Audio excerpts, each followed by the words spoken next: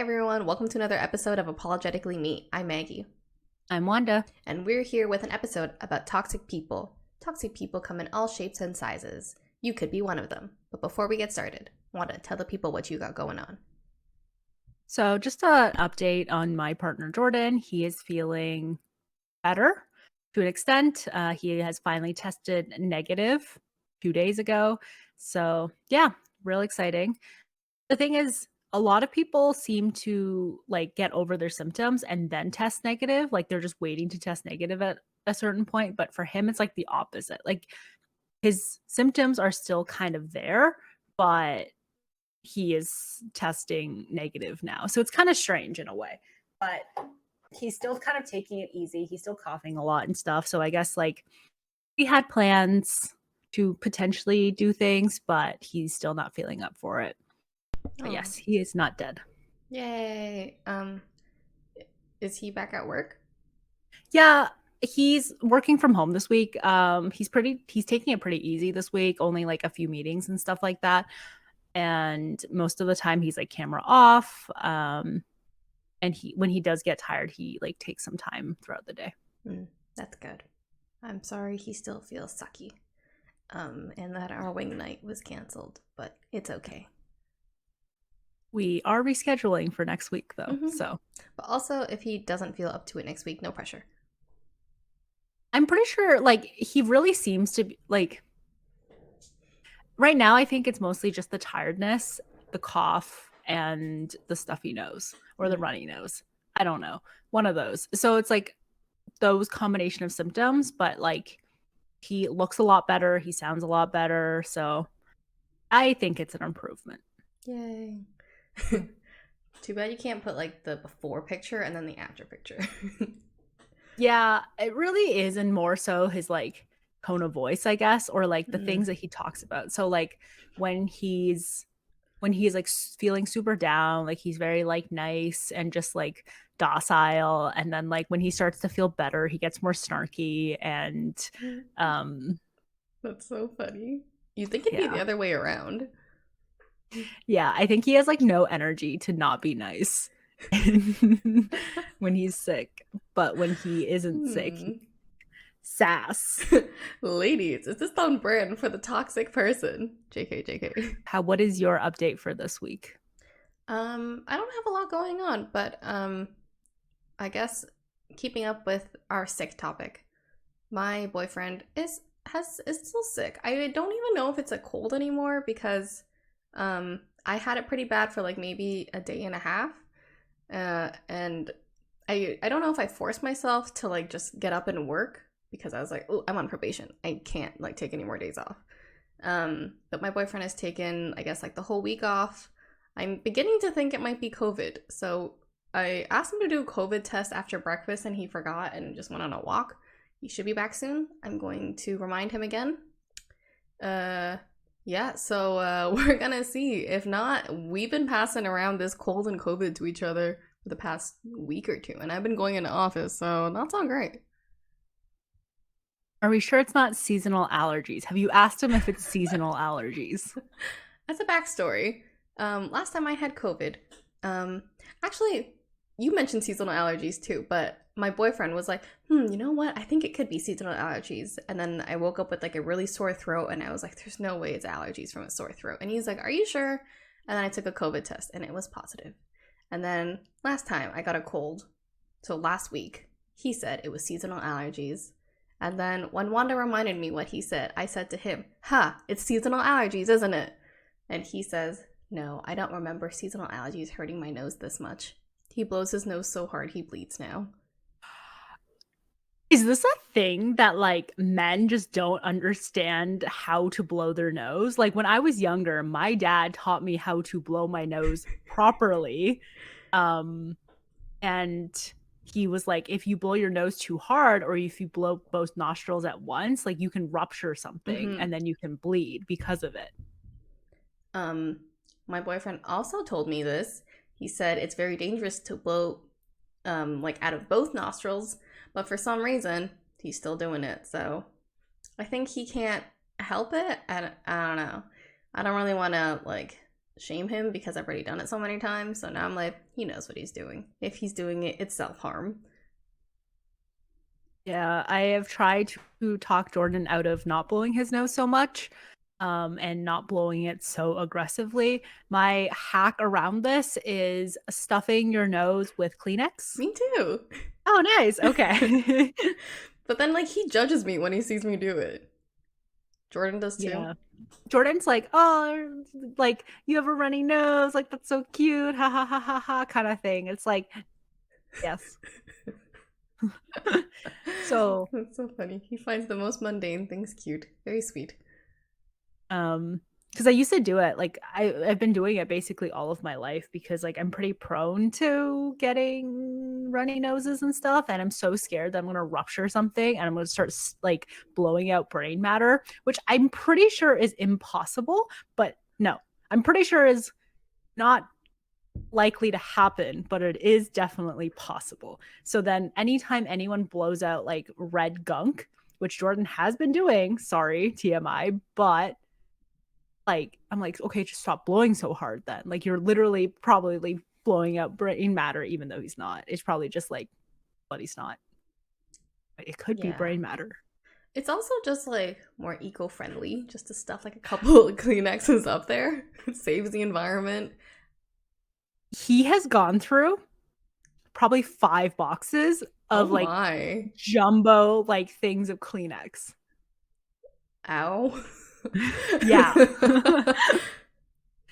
But he doesn't really like, like I like to preserve them, like I like to like, like use it to its extent. He just like blows his nose once, folds it up, and then like throws it away, and I'm like, and then he grabs like another sheet and like does this like 5 or 10 times. I'm like, My nose this is feels dry just expensive. from the thought of that.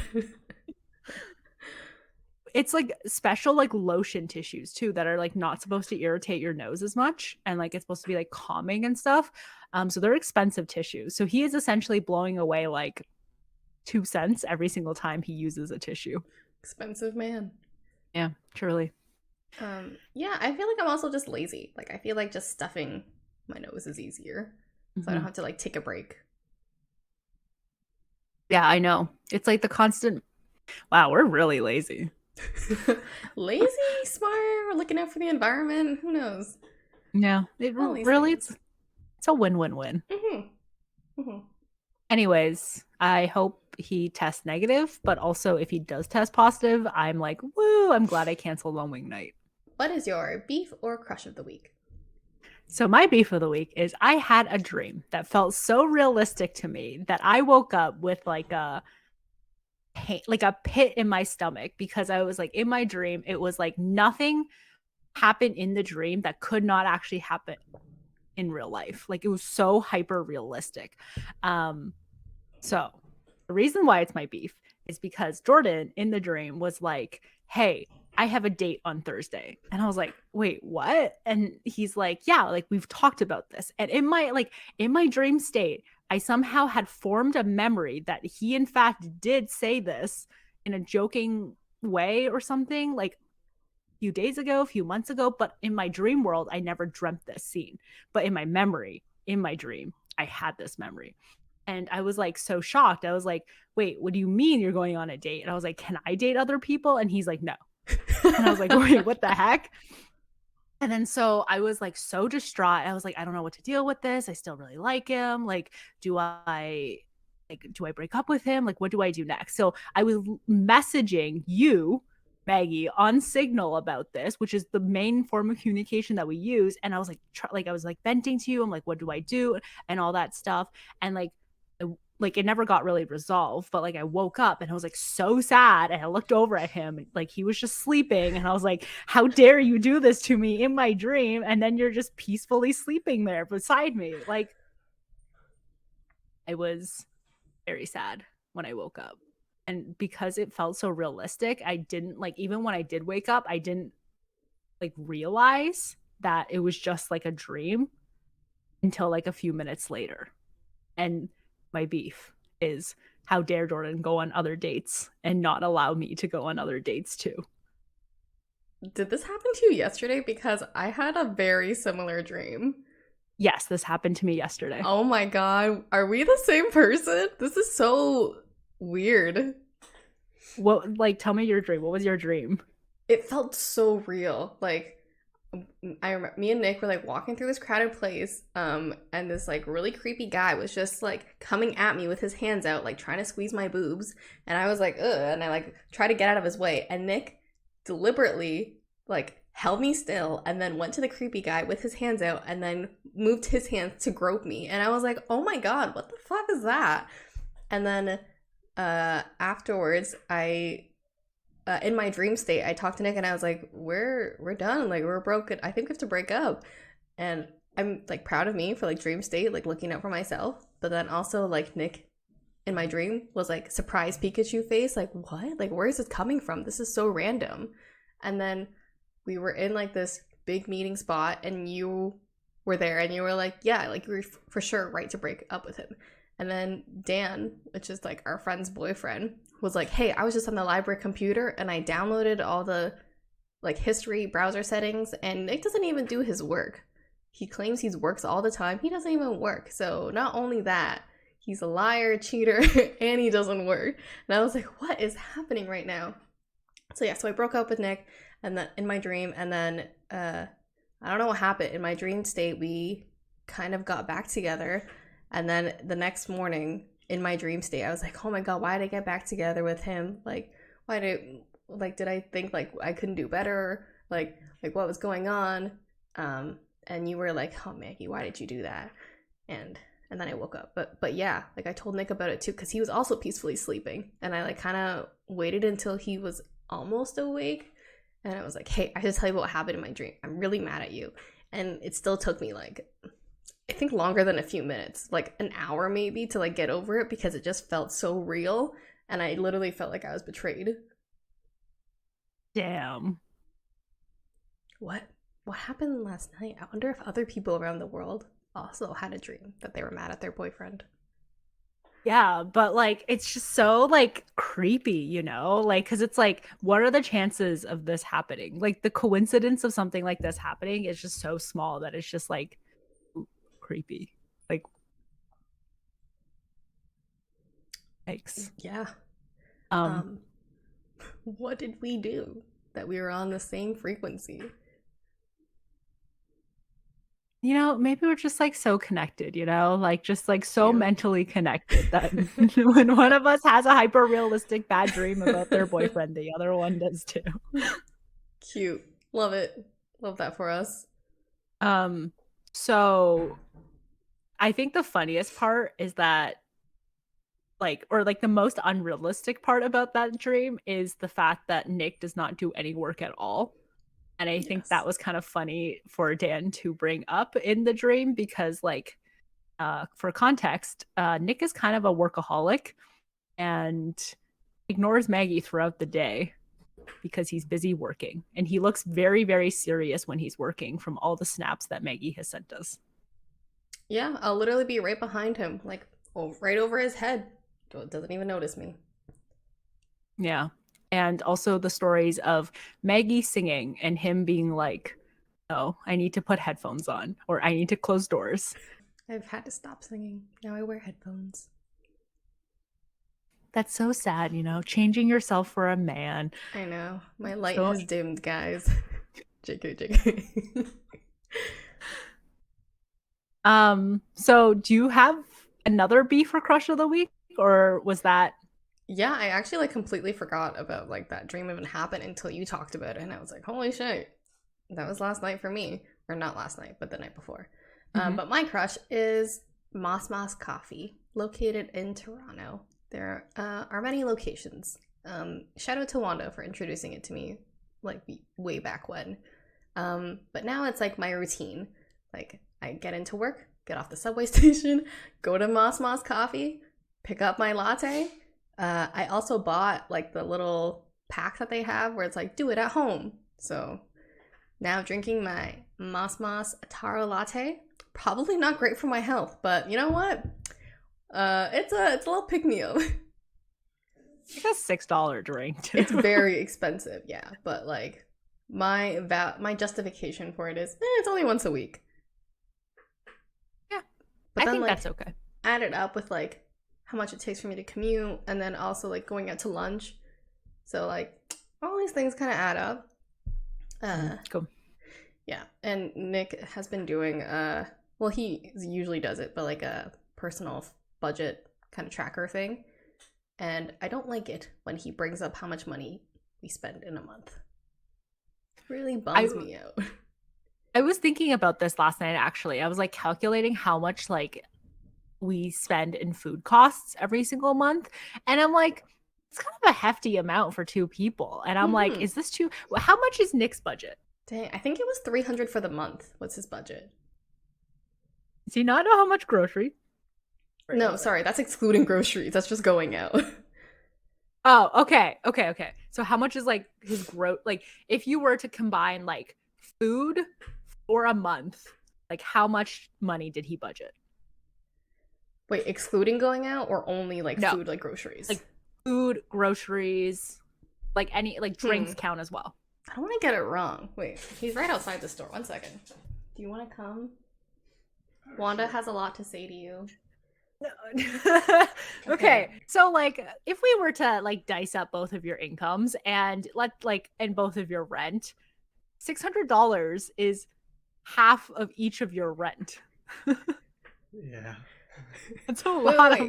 Oh, actually, wait, I guess not. I could have sworn you said 300 for going out. Oh yeah, total 300. Month. Actually, I say by like month. 450 each. Okay. Wait, I thought you could have said, I thought you said 300. No, wait, you're right. You said 300 for groceries and 300 for going out. But that's in total. So that'd be 300 per person, no? Like right now, we spend like 300 total going out. Maybe. That's not bad. Yeah. That's pretty good. We didn't add up my part yet. Wait, we add up my I part? took my part and then doubled it. I assumed it like we was paid an half. No. It was No.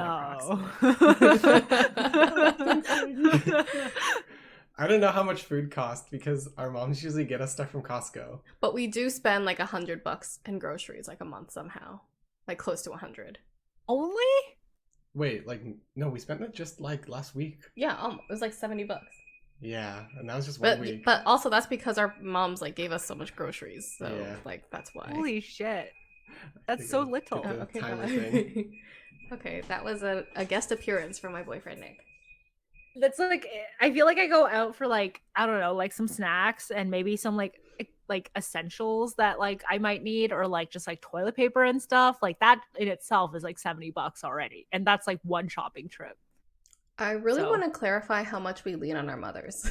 Okay. Because also keep in mind, we go home like every week. So there's like 3 days of like no one will be, well, like a day where maybe no one will be here. Yeah. Okay. That's fair. Okay. Because I was thinking about this last night and I was like, I feel like we spend like, it's okay when you split it up into two people, but when you look at it as like a lump sum between two people, it's a lot of money. Yeah. Yeah. And this is with Jordan's discount for like HelloFresh. And like the fact that we have like 5 meals delivered every single week that cost like $50. So like I think ours was like 650 for two people. And that's not including anything that like Jordan goes out for lunch for, or like if he like buys coffees when he's in the office and things like that. So yeah. Me and Nick have these conversations quite a bit. He's still like the one who manages our finances, but it's really made me wonder: do we go out too much? But we're like, we only go out once a week. How does it all add up like this? And once a week is like to get us through the week. Yeah, I'm curious because I think I want to start tracking too. Because I just like I just want to track for like a month and see how much money it actually is, and just like kind of see it's like, ooh, do we have to reel it in? Because like I'm starting to think of everything in terms of like how much money like yes, I can get takeout for lunch, but then that's like an hour's of work, like 1 hour of work. So I'm like, like, do I really want to do this? So yeah, it's I guess living together, living with someone who's as money savvy as my boyfriend has made me really think twice about getting takeout, even though I do ask for takeout a lot, and he's just like, no, we have food at home. And I'm like, it's like living with my mother. Jordan's the enabler, and sometimes I'm weak. Moving on to today's topic, toxic people. Toxic people come in all shapes and sizes. They take the form of your partners, friends, parents, and the one you didn't suspect at all, yourself. What has your experience been with, I guess, toxic partners? I think it's like, it's hard. Like, I don't know. Like, what point is it like, are they abusive if they're toxic? Like, what's that Venn diagram kind of look like? Right. So it's like, I was kind of thinking about this where it's like, there's definitely some stuff that has happened in the past where I've been like reflecting it on it later. I'm like, that probably wasn't like a good thing that this person did. And like, but in the moment I wasn't like, oh, this is toxic or this is abusive, but only after like looking back on it or even being in new and different relationships did I figure out like, oh shit, this is not normal behavior, and I had just normalized it because I just thought it was something that like you deal with. Mm-hmm. And I think that applies to parents too, and friends, and even when like reflecting on yourself. You won't know when it happens until you give some space to reflect. Yeah. And I mean, like in some instances, like even when you are given the space to reflect, you might say that's bad, and then you might go back to the same cycle all over again, which is something that I'm afraid of is going to happen to Amaranth, who, for context, has been married for the last entirety of the time that she's been streaming and has been controlled financially, emotionally by her husband, who never wanted to let out that she was actually married, even though she just wanted to tell people. He was like, no, no, no, it's better for the brand. And a lot of the things that she does, like the full streams and everything, like has been because of him. The fact that she wears like really revealing clothes, like she does like OnlyFans and things like that, is all really because of him. And she finally like she was on the phone with him and he was just screaming at her and like threatening her and everything. And she seems to be doing better now. She was back online and stuff. And like he has mentioned that like they've been to therapy before and has helped, but like then he's kind of like reverted back to like what he was before or even worse. So it's like she reflected on it and then she went back to him. So I'm scared that it's going to happen again this time. Like she has like all her financials back and all of like her like freedom back, but it's still like concerning in a way. But there is one line that really stuck with me, and she was like, I can finally wear like non-revealing shirts when I stream. And I was like, oof, heartbreak. Something is like so disturbing. Like the fact that he pimps her out. Like it's totally okay to do OnlyFans on your own accord, but when you're on like someone else's agenda, gross. Mm-hmm. Yeah. And it really inspired this episode of like looking into the behaviors of, I guess, toxic people. So I guess toxic trait number 1, if he yells at you. I mean, it's hard to tell because like when you're in that relationship, you make excuses for it, I think. Like you don't see it, you don't view it as toxic. You're just like, "Oh, he's just mad," or like it's a one-time thing. It won't happen again. Like you dismiss it almost. Mm-hmm. Even though it's like very blatantly obvious to everyone else. Mm-hmm. So listeners, get ready for the list of blatantly obvious things, a checklist if you will. Yeah.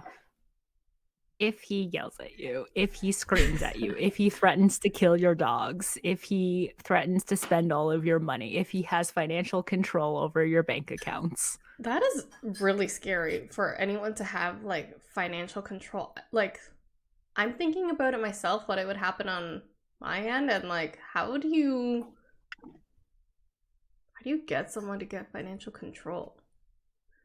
I mean, it's like you're married, right? You have joint accounts, you have like his name is probably on all of her accounts anyways, right? Oh, so like he can just go in and like take all the money, or like whatnot. It sucks, but it's like, see, this is why I always have this thing where I'm like, never just have a joint account. Like, always Mm-hmm. have the financial freedom to have your own account Mm-hmm. and have like a joint account for like current expenses. And it's like, I always have like the mentality of like, just in case you need to leave. And it's like a situation that you can't safely get out of and you need this money because everything else is under like their control or something. And like Jordan always like kind of like jokingly makes fun of me for it because he's like, oh, you always have like one foot out the door kind of thing. But like, it's like, I don't know if this is like this isn't like a female only thing either. Like, this is like should be a thing that like everyone does. It shouldn't just be like an escape hatch for like females in like really abusive relationships. Mm-hmm. I totally agree with that. Because, yeah, like, I guess the tendency is for women to be abused, but, like, no one talks about the men being abused. So it is very important for everyone to adopt that method, guideline. Keep a lookout for yourself. You're your number one priority, not your other partner or anyone else in your life. Yeah, I actually like I heard this short recently that was like she was like, "Oh, like I love my husband like slightly more than I love my kids." And then they're like how could you do that? Like and everything and they're like, "Okay, so like if your kids are hungry or and your husband's hungry or something, like who do you feed first?" And she's like, "I feed myself first." And she's like I need to be taking care of myself first, and then at which point can I help take care of the kids and maybe help take care of my husband, because at the very like I am number one and then my kids and my husband are like maybe like tied for second. And I was like, wow, It's really really. the airplane method, when like the air mask drop down. Help yourself first.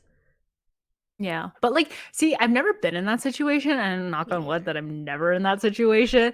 But like, I kind of want to see if like people actually do help themselves first or if they actually help their like children first, you know? Yeah. I think that that mindset is like hard to like even for me listening to that, I'm like, like my initial thought was like, oh man, is that a bad mom? But like my second one is like that makes total valid sense because like yeah, of course, like if you're like malnourished or like very hungry, like you're of no help. Like you should take care of yourself first. But also it's like maybe it's like an Asian mother thing or just like mothers in general in the mainstream is like they always put their kids first. And I think it's good occasionally to put your children first, but like not really like long-term sustainable, because then you become your entire personality becomes your children, or like Ooh, your yeah. life is centered around your children and you're really not your own individual being anymore. You're just a mother. Yeah. And is that like a toxic trait? I mean, it's a toxic trait to look down on people who want to describe themselves as only mothers. Like maybe that's Oh, just all they yeah. wanted to. I mean, the current toxic trait is that people don't believe men should take longer paternity leaves because I think they think that it's the responsibility of the mother. And also, some people might not recognize that, like, fathers as parental beings, but more so like babysitters and helpers, but not like a main caregiver. Mm-hmm. Yeah, that's pretty toxic. Yeah. Um. Yeah, go on.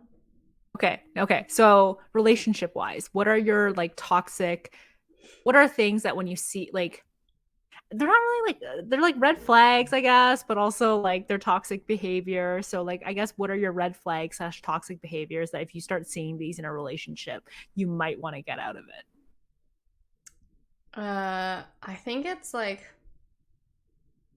it's really subjective, but I think it's like when you start feeling like you're asking for too much and they're giving you the bare minimum is when you should get out. It's like when you're like, "Oh, I'm asking for too much for him to talk to me every day or for us to hang out like once a week."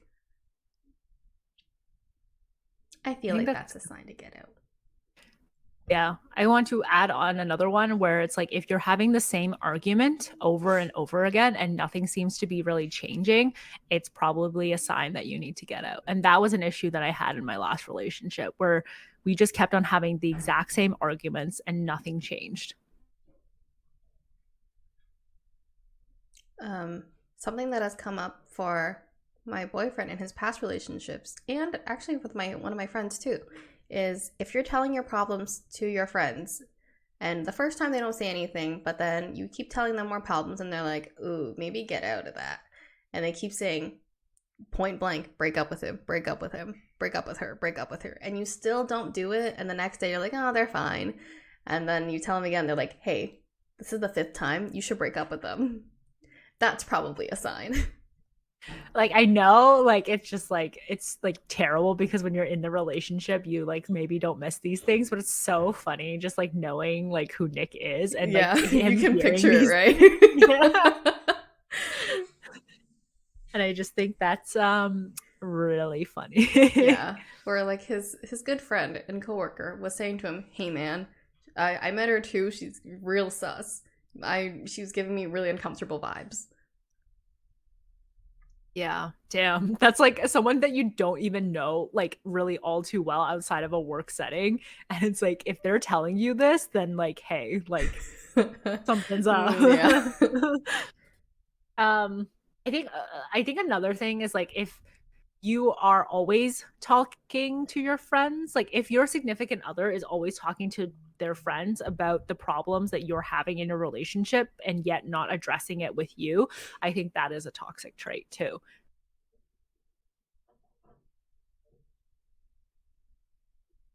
Do you think there's any like subtle signs that they're toxic? I what do you consider like subtle? I don't know, like something that would make you kind of second guess. Like right away you wouldn't be like, "Oh, that was toxic." Like something like yelling at you, punching at you, that's like right up front abusive, but toxic as in like what? Okay, so if they were so something that is toxic, it's like they never apologize or something. Is that like Mhm. something subtle?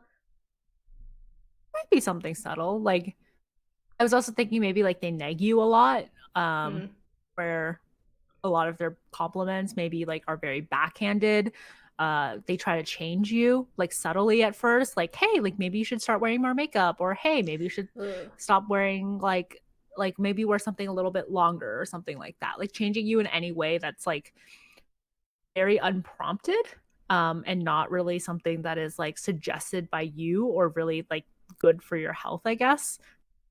Um, but also if they come out of the bat swinging, being like, "Hey, you're fat," like Like, whoa, at least build up to it. Give me some yeah, warning signs. exactly. I think another one is like if they just badmouth everyone in their life, like they have nothing Mhm. positive to say about anyone or anything. Yeah. That's a red flag. I think if they don't have any like good friends, Yeah. like if they don't have people that they can turn to, and you are maybe one of the only people that they're talking to or can have like a relationship with, like maybe something is wrong there.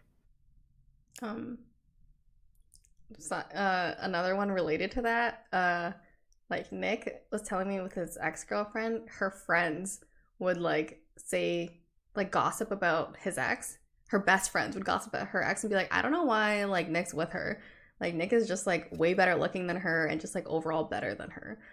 And Nick was still like, I'm gonna date her for a year. Yeah, I mean like Jordan has also been in very toxic relationships. One, both of them very, very like looking at it from like a third perspective point of view is like, how did you stay in this relationship for this long? Yeah, and I always feel like I don't know. Maybe it's like my girlfriends are no, I don't think my girlfriends are any better. Maybe they're just like more secretive, but like just hearing from like Nick's and like Jordan's and like other guys, it's kind of scary. Like, where did you find these people? Yeah.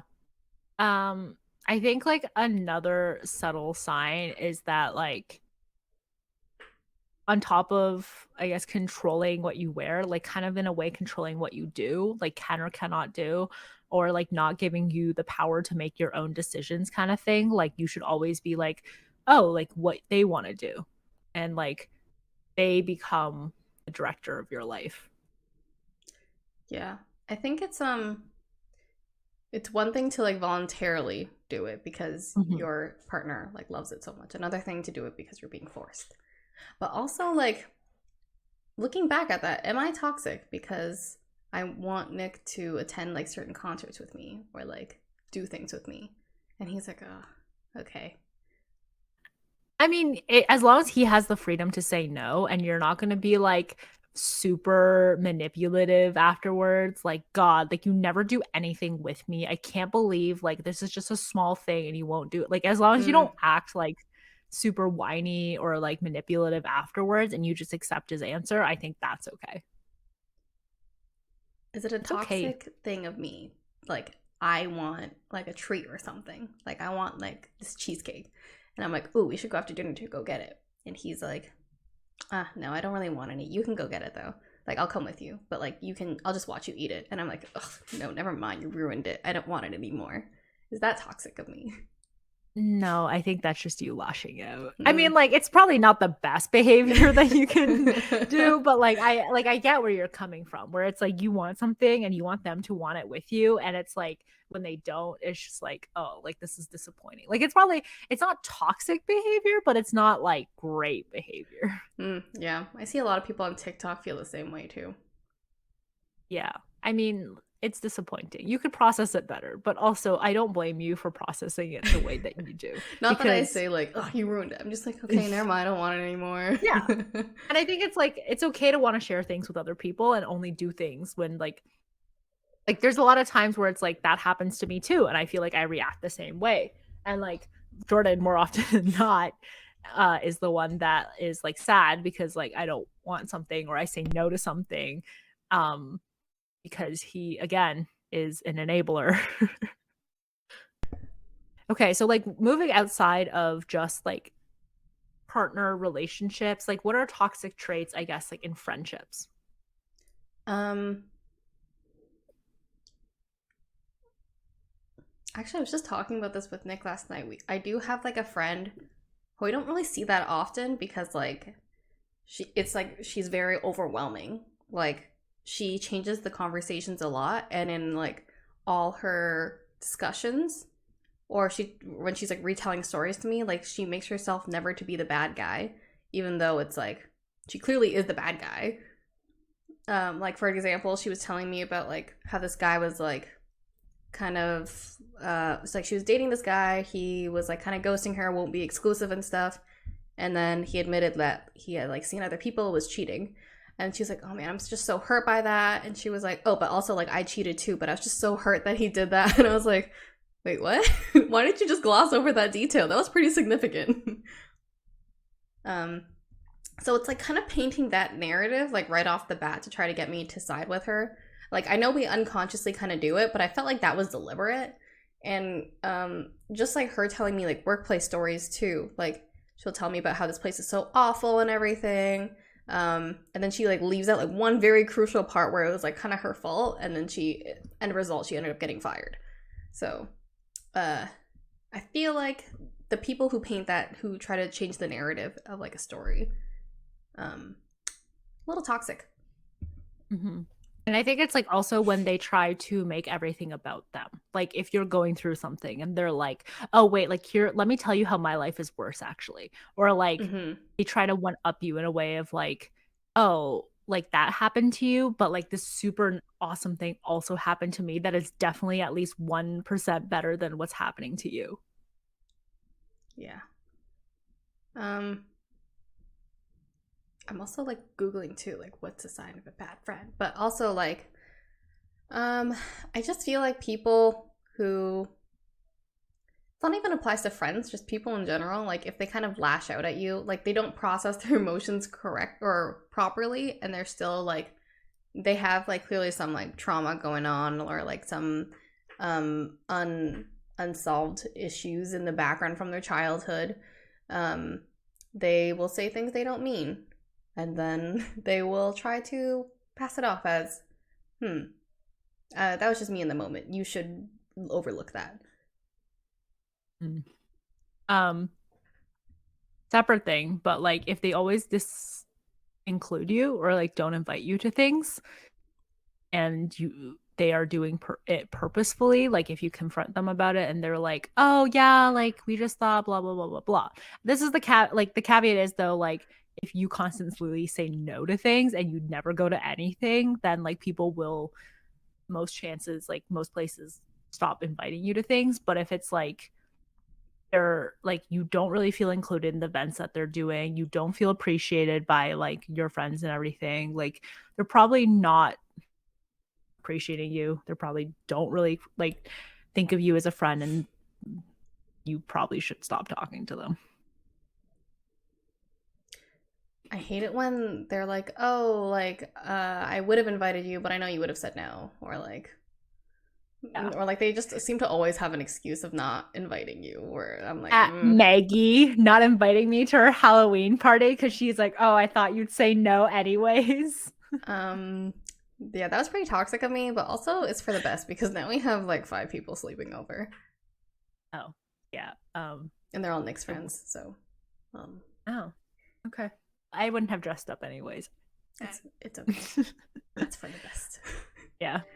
I think like another thing is that they're like emotionally draining. I think like if you like kind of adding on to what you were saying earlier, like if you feel like every time you go see them and like you come out of it and you're like, ugh, like I'm so drained, like either like trying to like keep an act up or like not being genuine to yourself, or they're just like too much to handle kind of thing. Like I think that stuff is like probably not a good friendships. Like I always call it like an energy vampire. Like whenever there's this person who's in the room that seems to suck out of the energy out of everyone, and then as soon as they leave, like everyone seems to like have fun, be lively, and like be completely okay, then it's like, this person is probably not a good person to have around. God, that's literally my nightmare. Whenever I leave somewhere and then everyone's like, oh, finally she's gone, the party can start.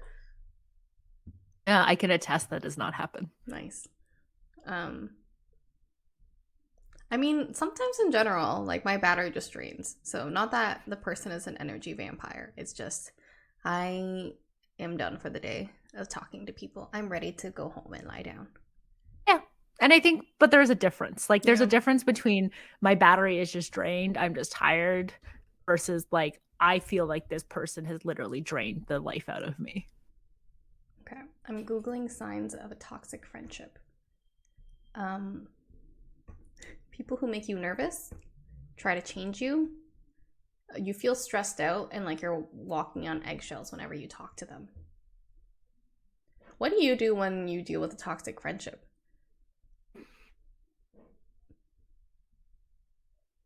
I already know what you do. What would I do? You would just stop talking to them, just isolate. Yeah. It's really that easy. Yeah. Which I think is like very like fair. I think that's respectable. I know like, so my friend's friend who like every time like I was with her, like she would ask if this person can come and I'm like, okay, sure, why not? And this person, like, they always made themselves like the center of the attention. They were super loud. I found it embarrassing whenever we went out in public. And they would just like say things that I was like, why would you say that? And like I think they would like try to like get along with me and stuff, and at least surface level I was okay, but I was like, oh my god, I really don't want to be around them. And then I'd never said it to my friend, but then afterwards, they had graduated after a few years apart. They're like, oh, we're not that close, we're only close because we were in school. And then she just straight up said to her like, hey, we don't have to like force, like we don't have to pretend we're like best friends, like it's okay, like we'll talk here and there, but like we don't have to pretend we're friends or anything. And that's like pretty respectful, but also like I'm terrified because if someone said that to me, I would like absolutely be heartbroken. Yeah, imagine if the other friend was like, what? You're my best friend. Like what? If you said that to me out of the blue, I'd be like, wait, we're faking it this whole time? Yeah, I think you really gotta Like read the room kind of thing. yeah. If this person like genuinely seems to want to be your friend, but they're genuinely just not a good person, I feel like there's like you should probably change what you say depending on the situation. Yeah. The other person seemed like very confident though, and like they were always like very flirty around guys and that kind of thing. Like, yeah. Not that that's a bad thing, but it was just like whenever you go out, it's like all they want to talk about is boys or like something like that. And then as soon as I got a boyfriend, they just like ignored my friend. And then Ooh. my friend like, oh, this is what it's like to not have this kind of person energy in my life. Mhm. That is also a toxic trait. Leaving your friends as soon as you get a boyfriend or Yeah. girlfriend. Losing like as a friend, you're kind of a support system. Mhm. You've abandoned your role as a support system now that you have a boyfriend. Yeah. And I like friendship breakups are like always hard, especially if you're close. I mean, like I think there's the best way to approach it is, of course, the friendship breakup. And I think it's like if you're really close and you know that the other person is still latching on, that's probably the way to go. But if both of you don't seem to care like all that much, like I would go the way that I would approach it, which is just letting the friendship kind of like fizzle out on its own and then you just like go separate ways. Yeah. Sad. Yeah. But like it's just like treating friendships like a relationship. Mhm. Like you should be investing equally into a friendship as you would be into a relationship. I agree. What about parental toxicity? Oh man, I feel like everyone's parents is kind of toxic in their own way.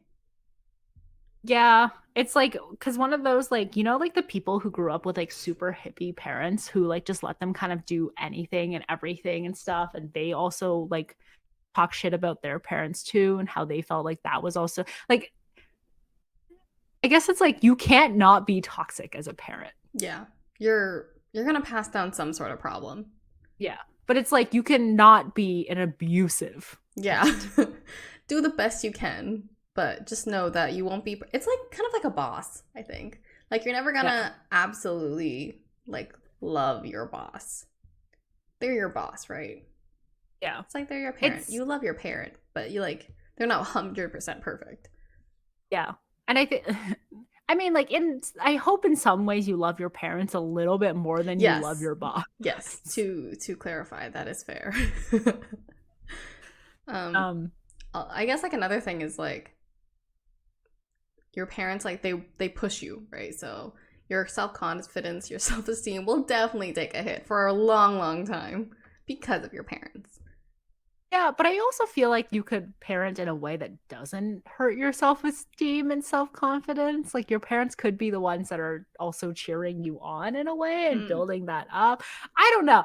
I feel like you have some normalized Yeah, I feel like Asian I'm excusing all parent. this. Yeah. I'm the toxic one. I'm excusing their toxic behavior.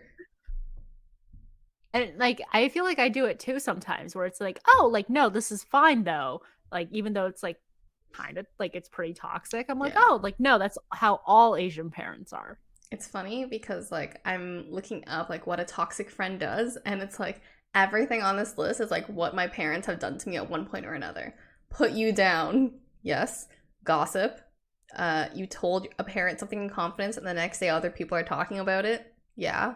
Apologize without sincerity. My parents don't apologize. Make you feel nervous. Uh, Iffy, but like I feel like there are times I have to like walk on eggshells or like I can't say certain things. Leave you unsettled. Yes. Compare you to other people. Yes. All the time. Put themselves front and center. Like when you try to talk about something and they make it about themselves. Yes. Try to change you. Yes. So at the end of the day, toxic friendship equals toxic parents. Thanks, Yeah. Healthline. I wonder if someone who had like a really normal, like those people who had like like such a normal childhood and like their parents like super love each other and like they were like strict but they were also very loving such that they blossomed into like such a like great individual kind of thing. Like I wonder what their life was like, Oh, they're really Christian in nursing. Okay. Yikes. So they didn't grow up so well. Yeah, they're in their own problem circle. Yeah. Because like you always I've never seen it in real life, but like I always hear about in books, you know, like it's like the main character is talking about someone else who had that like perfect life kind of thing where both their parents loved each other and like blah blah blah blah blah. I'm like, huh, what's that like? Yeah. It's so funny. But it is like something what I look for, like if I were to have a partner and like be a parent. Like I'd rather be a single parent than be with a partner who like I don't love or like who I generally don't see as like a lifelong partner. I just don't want my kids to see that. Yeah. Then they And won't the believe parents in marriage. and the parents that stay together because it's better for our kids that we just keep fighting in front of them. Yeah, no, that's pretty toxic. Toxic behavior in parents. Yeah. This isn't really like a spoiler for like Janet McCurdy's book, and like because this is kind of like what she kind of revealed about it already, and a lot of news sources have revealed about it.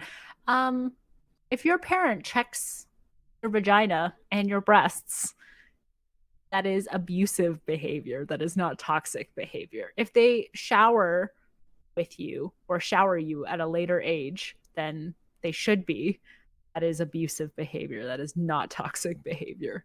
But the thing is, it's like there's some of the things that are in the book where it's like so subtle. Like the abuse that she faced by her mom was like so subtle that I'm like, this could like by itself be maybe like okay, but it's like very, very manipulative. Like she would be like, oh, I want cookies and cream instead of like nutty coconut or something, and her mom would just like be like, oh my gosh, you're like growing up, like you used to love nutty coconut, why don't you love nutty coconut anymore? Like, and then she'd get really sad about it, and then because like of the way that she was raised, Jeanette McCurdy would be like, oh, like never mind, it's fine, like I can have nutty coconut, even though she was like, I hate nutty coconut, just because she wanted to make her mom happy. But like that by itself is not like a like super super abusive. It's toxic, it's manipulative, but it's not abusive. But it's like it is. So Yeah, like in a parent, definitely because like you feel guilty, like you want to make them feel better, but also in like a relationship, like you kind of like don't want to do something, but like you'll do it because you want to make them happy. So you're right, and it is like a gray area.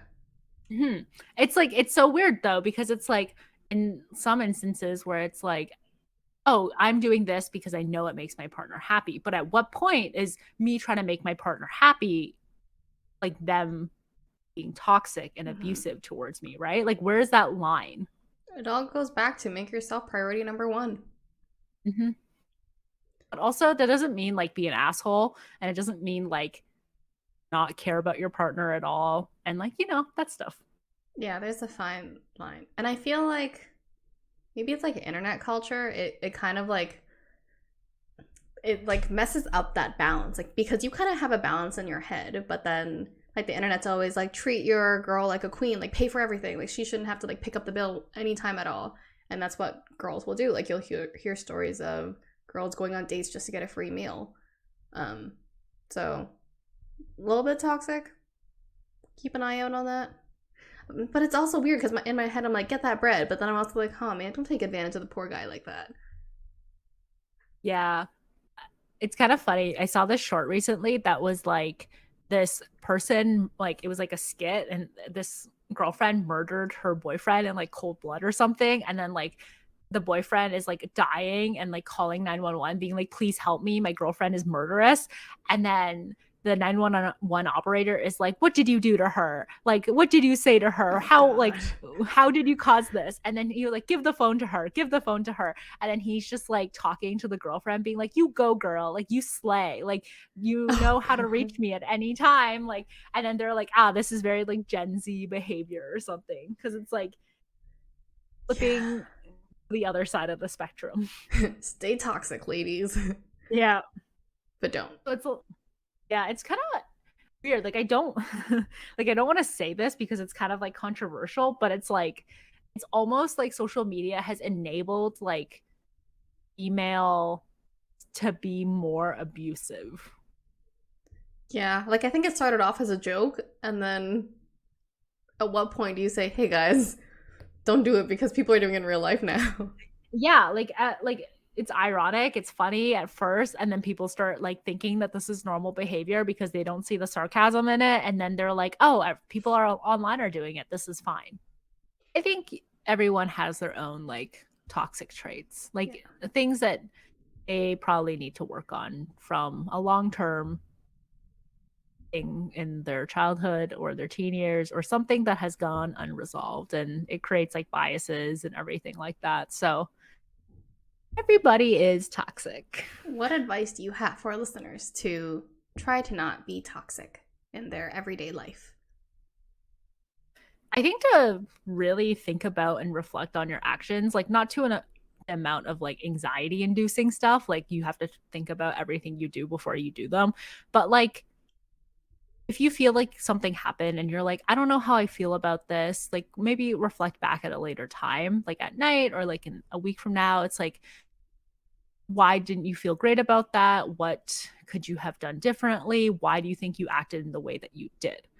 Um, so just thinking more and reflecting on your own behaviors, but also identifying behaviors that you see in other people. And if you don't like those behaviors, or if on the like other side, if you do like those behaviors, like maybe try, like if you want to be more like this person who you consider less toxic, maybe work towards that. How can you work towards that? Or if you're like, oh, this person's super toxic, like these are all the things that they do that I don't really like, do you do those things yourself? If you do, you should probably think about like how to fix those toxic issues that you have. Yeah, sometimes it might be too late to say sorry after you said something in an argument. I want to echo. Yeah. Really think twice. Yeah. Sometimes, like, like in the end, sorry is just words. Yeah, like, because you could say sorry and just do it again. Yeah, exactly. Like, it just, like,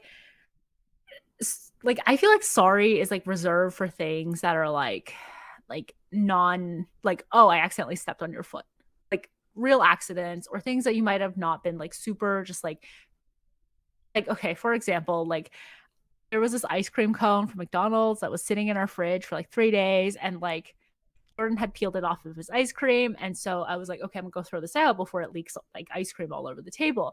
And then I go to throw it out and he's like super sad. I'm like, wait, like, did you want to eat that? Like, that was so gross. And he was like, my ice cream cone.